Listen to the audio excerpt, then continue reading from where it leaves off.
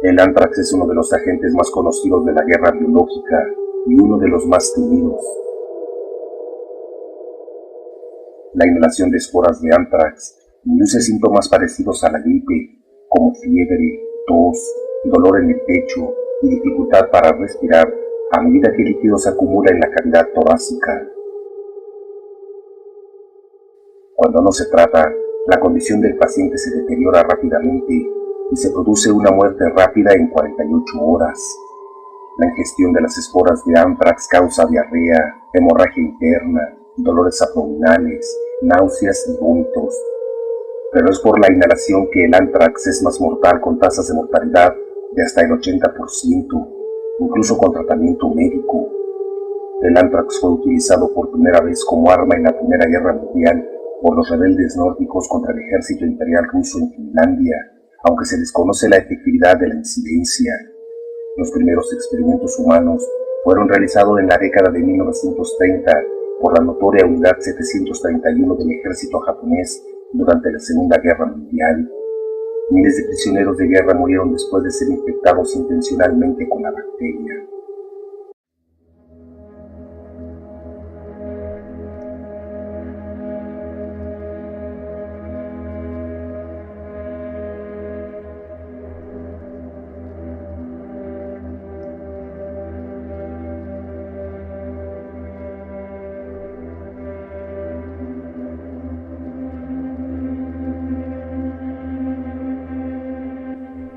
A medio camino entre los pueblos de Gaelloch y Ullapool, en las tierras altas del noreste de Escocia, se encuentra una pequeña isla de forma ovalada llamada Greenar.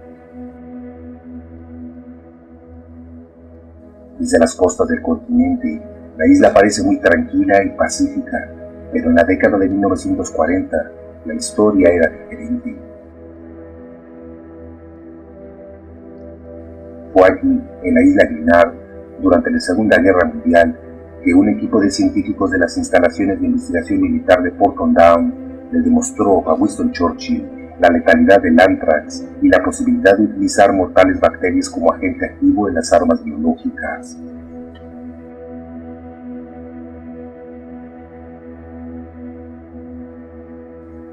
En los primeros años de la Segunda Guerra Mundial, los aliados comenzaron a investigar el anthrax. Los científicos británicos sabían que la bacteria era extremadamente resistente y puede sobrevivir en difíciles condiciones durante décadas o incluso siglos.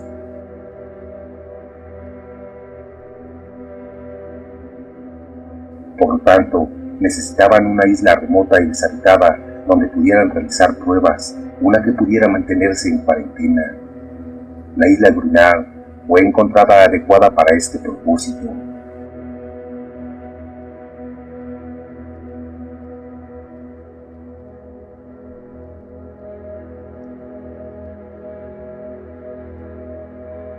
En 1942 fueron llevadas a la isla cerca de 80 ovejas y se detonaron bombas cargadas con esporas de anthrax cerca de donde estaban amarradas las ovejas. La cepa de anthrax elegida para la prueba era de un tipo muy virulento, llamado Bolum 14578.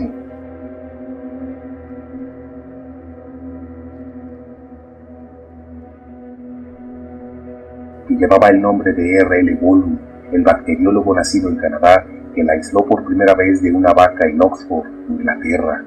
A los pocos días de la exposición, las ovejas caían como moscas. Los científicos británicos concluyeron que una gran liberación de esporas de anthrax sobre las ciudades alemanas no solo eliminaría una gran parte de la población, sino que también dejaría inhabitables a las ciudades durante décadas. Esto se convirtió en la misión de la Operación Vegetariana, un diabólico plan para dejar caer tortas de linaza infectadas con anthrax en los campos alemanes. Estas tortas serían comidas por el ganado y luego sería consumido por la población civil, causando la muerte de millones de ciudadanos alemanes. Además, el anthrax destruiría la mayoría del ganado de Alemania, creando una masiva escasez de alimentos para el resto de la población. Se prepararon para su diseminación en Alemania 5 millones de tortas. Algunas de ellas también fueron probadas por las ovejas en la isla Lunar. La operación vegetariana solo debía usarse si Alemania realizaba el primer movimiento en la guerra biológica, que afortunadamente no lo hicieron. Al final de la guerra, las tortas fueron destruidas en un incinerador. Mientras tanto, en la isla Lunar, las esporas de anthrax se negaron a morir, lo que hizo que la isla fuera inhabitable durante casi 50 años, hasta 1986, cuando una campaña inglesa fue llevada a descontaminar la isla. Se rociaron 280 toneladas de formaldehído sobre la isla y se eliminó la capa de suelo más contaminada alrededor del sitio de dispersión. Para ver si la limpieza fue exitosa, se lanzó un rebaño de ovejas en la isla. No se vieron efectos negativos. Finalmente, 4 años después de que el suelo se empapase con formaldehído, la isla se consideró segura para visitar. El ministro de Defensa visitó la isla y retiró las señales de advertencia. En 1990, la isla se vendió a los herederos del propietario original por un precio de venta de 500 libras.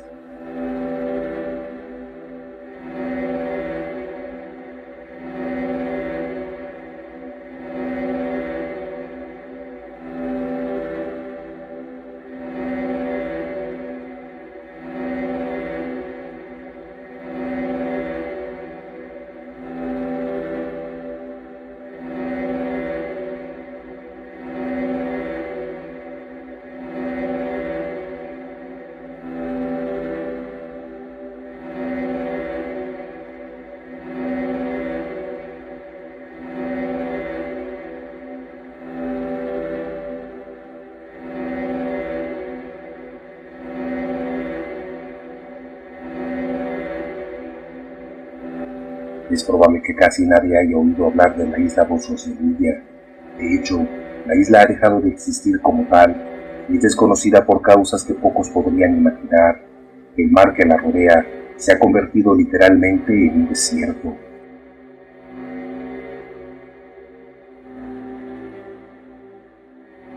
Además, su nombre encierra uno de los secretos mejor guardados durante la Guerra Fría.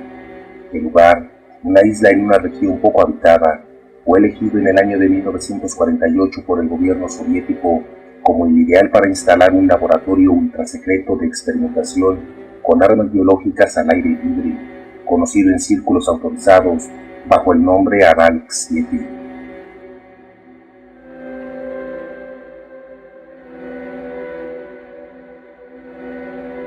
Situada a 3.500 kilómetros de Moscú, en el mar de Aral, un ojo de agua salada rodeado de un desierto poco habitado, la isla Bosrosnevilla llegó a contener una verdadera ciudad sin siquiera figurar en ningún mapa.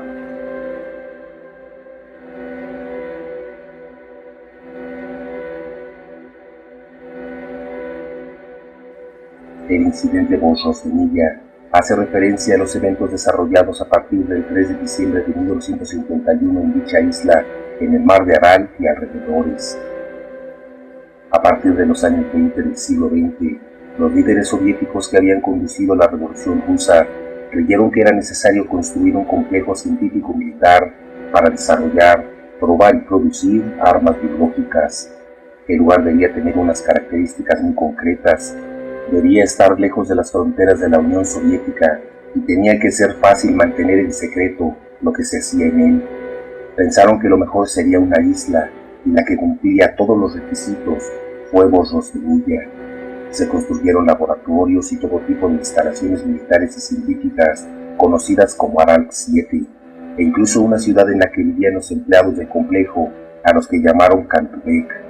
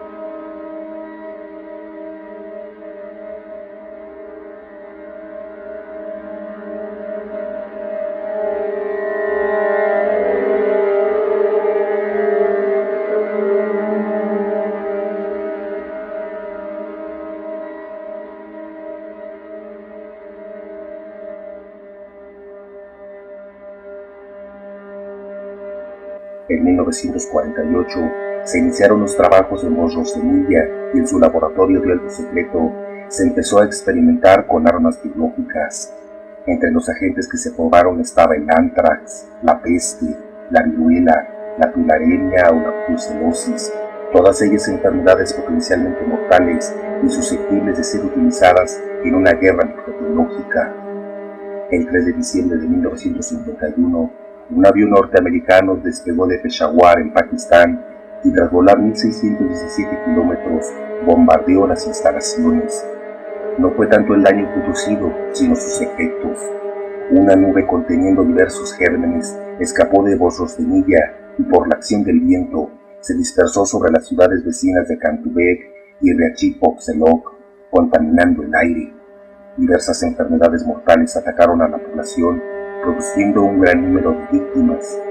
Solo sobrevivió una persona, el sargento Alexander Mokulenko, quien continuó transmitiendo hasta que finalmente sucumbió a una cepa de anthrax el 7 de diciembre. Patrullada durante décadas por lanchas que evitaban que nadie pudiera acercarse, en su interior se realizaban pruebas con agentes biológicos que incluían distintas plagas, anthrax, fiebre Q y botulismo, entre otras. Algunos agentes hasta habían sido modificados genéticamente para hacerlos resistentes a los medicamentos existentes.